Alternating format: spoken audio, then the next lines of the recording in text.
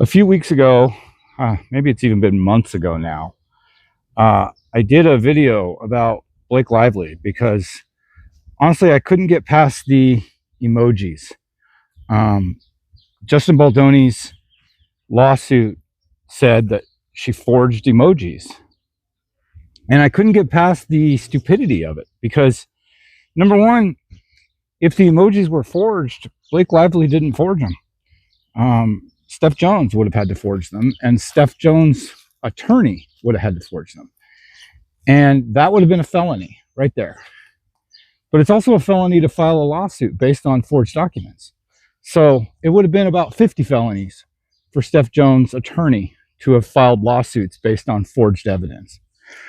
And then all of Blake Lively's attorneys, all of WME's attorneys, all of Steph Jones' attorneys, all of Leslie Sloan's attorneys, and all of the New York Times, every single one of those attorneys who signed on to those lawsuits, they would have risked their bar card because they were using forged evidence.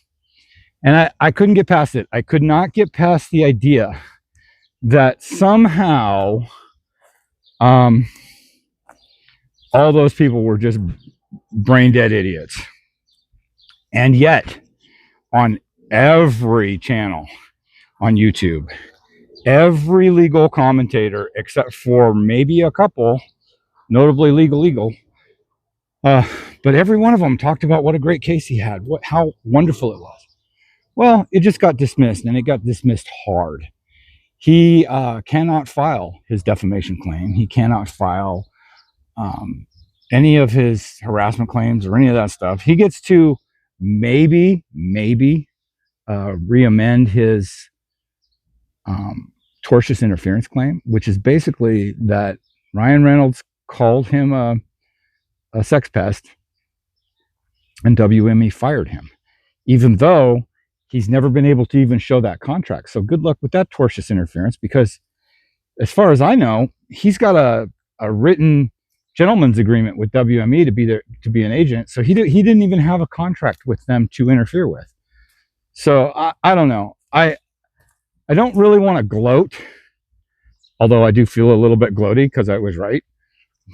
And I'm bummed that it took so long to get just to a basic level, because his entire argument was bullshit. I mean, he admitted the hot comment and then said, well, she never complained. And then said, well, she did complain about the hot comment. Well, right there, he's lying, man. Why are you supporting this liar guy that has two different stories on the thing? But then he says, there were no complaints on set, and he also admitted he didn't do nothing. Well, boom, right there. That's sexual harassment.